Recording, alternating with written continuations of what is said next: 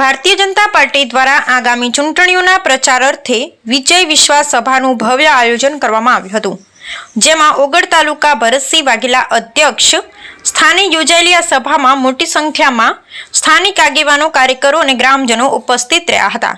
ત્યારે ભલગામ ગામની આ પ્રથમ સભાથી અને ગામે ગામ પરિવર્તનનો પવન ફૂંકીશું। તેમણે વધુમાં કહ્યું હતું કે શિક્ષણ, આરોગ્ય અને મોંઘવારી જેવા પ્રશ્નોના કાયમી ઉકેલ માટે જનતાએ ફરીથી ભાજપ કમળને વોટ આપી અને સ્થાનિક પ્રશ્નોના ઉકેલની ખાતરી।